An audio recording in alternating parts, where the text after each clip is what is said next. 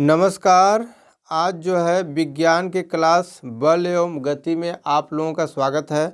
इससे पहले जो है हम प्रकाश चैप्टर के जो है प्रमुख क्वेश्चन को सॉल्व कर चुके हैं और आज जो है हम जो सुपर टेट के एग्ज़ाम में 10 नंबर के जो क्वेश्चन आएंगे फिजिक्स, केमिस्ट्री और बायोलॉजी से, तो उसी में से जो है हम बल एवं गति के जो क्वेश्चन जो है स्टार्ट कर रहे हैं। तो ये रहा बल एवं गति से जो है पहला क्वेश्चन। तो त्वरण जो है क्या है? त्वरण को देखिए, हम एसिलेरेशन से जो है हम इसको लिखते हैं। इसका जो इंग्लिश नाम जो है एसिलेरेशन है, इसको हम ए से दर्शाते हैं।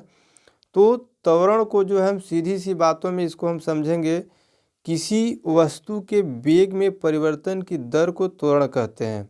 उसका जो वेग है, वेग में जो डिफरेंस होता है उसकी दर को जो है हम क्या कहते हैं? त्वरण कहते हैं। त्वरण जो है क्या होता है कि वो न्यूटन के गति के दूसरा नियम के हिसाब से होता है। तो आप सभी लोग जानते हैं कि न्यूटन ने जो है गुरुत्वाकर्षण के जो है 3 नियम दिए हैं। तो 3 नियम में जो है पहला जो नियम है, कोई वस्तु जो है अपनी विरामावस्था में रहेगी तो विरामावस्था में ही रहेगा, और अगर वस्तु को अगर गति प्रदान कर दिए तो वो गति अवस्था में ही रहेगा जब तक कि उस पर कोई जड़त्व का बल जो है न लगाया जाए। तो उसका जो है पहला नियम है। और दूसरा नियम यही है, न्यूटन के गति के दूसरा नियम के आधार पर जो है त्वरण है, जिसको जो है हम F बराबर m इंटू ए के नाम से जानते हैं। F जो है फोर्स होता है, m जो है द्रव्यमान होता है और e जो है त्वरण होता है। और न्यूटन के गति के जो तीसरा नियम है वो है क्रिया प्रतिक्रिया के नियम। तो त्वरण जो है बल के समानुपाती होता है, यानी कि F बराबर m इंटू ए। अगला क्वेश्चन देखते हैं, वक्र के आसपास गतिमान कार पर किस प्रकार का बल कार्य करता है? तो अगर वक्र के आसपास यानी कि घुमावदार स्थिति में जो है किस प्रकार का बल कार्य करता है, तो वहाँ जो है अभिकेंद्रीय बल कार्य करता है। अभिकेंद्रीय बल, यहाँ देखिए 2 तरह की बल होती है, एक अभिकेंद्रीय बल होती है और एक अपकेंद्रीय बल होती है। यदि हम साइकिल चला रहे हैं या बाइक चला रहे हैं तो अगर मोड़ पर अगर उसको मोड़ रहे हैं तो अभिकेंद्रीय बल के कारण ही हम मोड़ पाते हैं उसको। तो अगर अंदर की ओर अगर बल जो लग रहा है तो अभिकेंद्रीय बल होता है, और उसी के ठीक डिफरेंस में जो है उसके अगर अंदर की ओर बल लग रहा है तो एक बल जो है बाहर की ओर भी कार्य करता है उसमें, तो उसे जो है हम अपकेंद्रीय बल बोलते हैं। आगे के क्वेश्चन देखते हैं। तीसरा क्वेश्चन है, वॉशिंग मशीन जो है इसको जो है हिंदी में धोवन यंत्र बोलते हैं, किस सिद्धांत पर कार्य करता है? तो वह जो है अपकेंद्रण के सिद्धांत पर काम करता है। अपकेंद्रण मतलब एक केंद्र बिंदु इसका बनता है। इसके एग्जाम्पल के लिए हम क्या करते हैं कि एक बाल्टी में अगर हम पानी ले करके उसको अगर हाथ से खूब घुमाएं तो घुमाने पर क्या होता है कि जो पानी कुछ ऊपर उठ जाएगा और केंद्र में जो है गड्ढा हो जाएगा। तो इस नियम के आधार पर जो है वॉशिंग मशीन जो है काम करता है। वॉशिंग मशीन भी जो है उस घूमने की स्थिति में जो है कपड़ा से जो गंदगी होती है, कड़ होती है, वो जो है क्या होता है तली के अंदर नीचे जो है बैठने लगता है। अगला क्वेश्चन है, किस प्रक्रिया द्वारा जो है द्रव से बुलबुले का निर्माण होगा? किस प्रक्रिया द्वारा द्रव से बुलबुले का निर्माण होता है? बुलबुला यानी कि उत्तेजना और प्रबुदबुदन। पृष्ठीय तनाव के कारण जो है वर्षा के बूंद जो है गोल होता है। अब देखिए यहाँ पृष्ठीय तनाव जो शब्द आ रहा है, यह पृष्ठीय तनाव पर जो है आगे भी बहुत सारे क्वेश्चन हैं। तो हम पृष्ठीय तनाव को सीधी टूटी हुई भाषा में उसको हम समझ लें कि अगर कोई भी अगर मान लीजिए जैसे पृष्ठ ही है, पेपर ही है, तो अगर उसको हम तनाव कर रहे हैं, खींच रहे हैं, तो उसी तरह से अगर मान लीजिए जल हो गया तो जल का जो है एक तनाव होता है, खिंचाव होता है। तो पृष्ठ का तनाव जल का तनाव, वही पृष्ठीय तनाव के कारण जो है वर्षा के जो है बूंदें जो होती है वो गोल होता है। तो यहाँ पर जो है द्रव के बुलबुले का निर्माण होता है। तो सब लोग जानते हैं ये उत्तेजना और प्रबुदबुदन के कारण होता है। अगला क्वेश्चन को देखते हैं। एक साफ ग्लास प्लेट में डाली जल की बूंद पतली सतह में फैल जाती है, जबकि पारे की बूंद जो है गोलाकार बनी रहती है। इसका रीज़न क्या है? अगर हम जो है साफ ग्लास प्लेट में, अगर वो कांच की ग्लास प्लेट में अगर जल की बूंद डालते हैं तो वो फैल जाती है और पारे की बूंद जो है गोलाकार बनी रहती है। इसका रीज़न देखिए क्या है।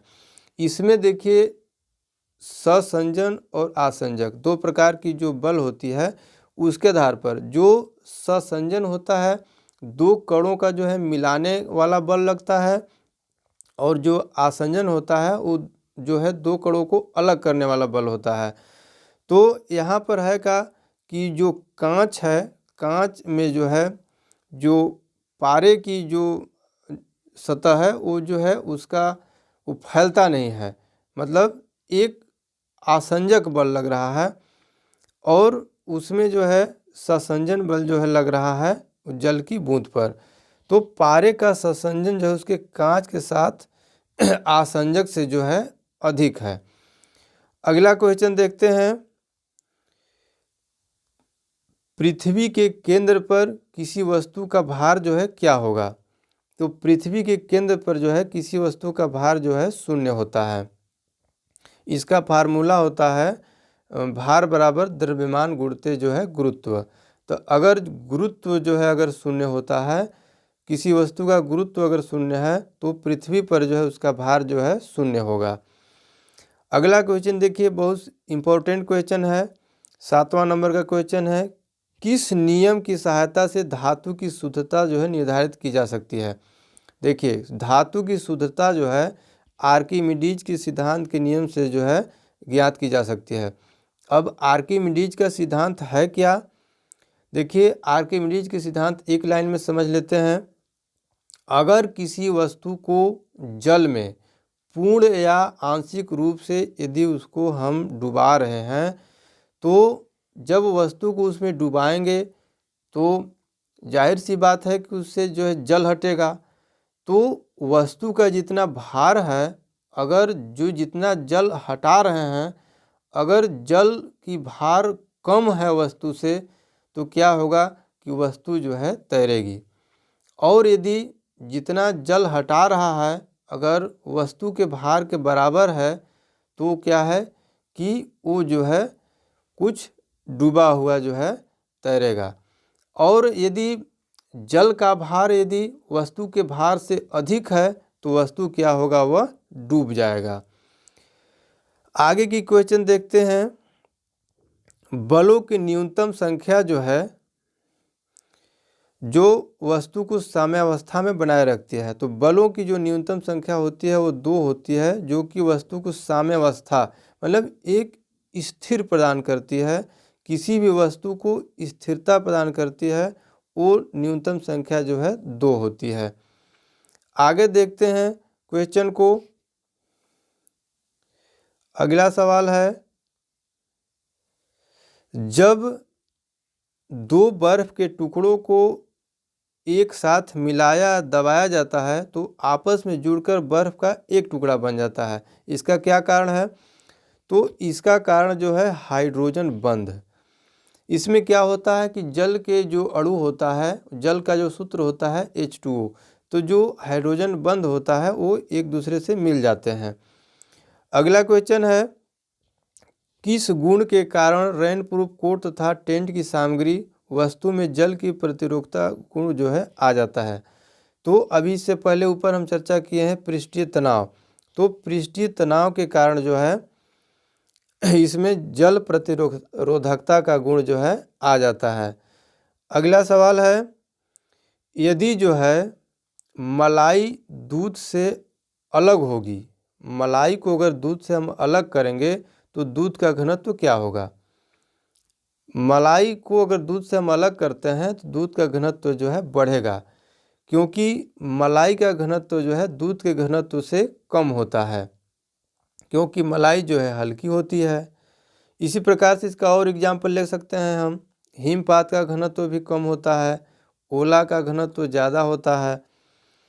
अगला सवाल है, तैलीय सतह पर जल की बूंदों के ठहरावन होने का क्या कारण है? तो ये भी पृष्ठीय तनाव है।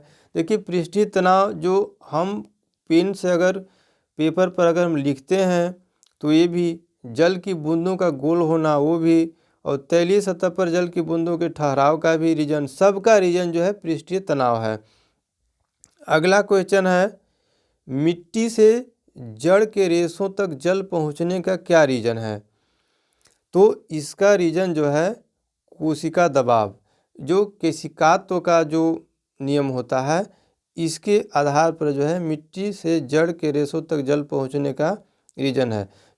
जो है जल जो है केशिकात्व विधि से जो है ऊपर चला जाता है। अगला सवाल है, देखिए अभी हम चर्चा किए थे बॉल पेन के कार्य करने का सिद्धांत क्या है? तो वो भी पृष्ठीय तनाव के कारण है।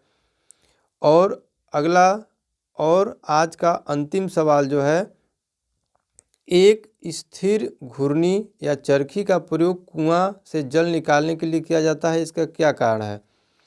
तो बल जो है इसमें सुविधाजनक दिशा में जो है आरोपित होता है, यही इसका जो है रीजन है।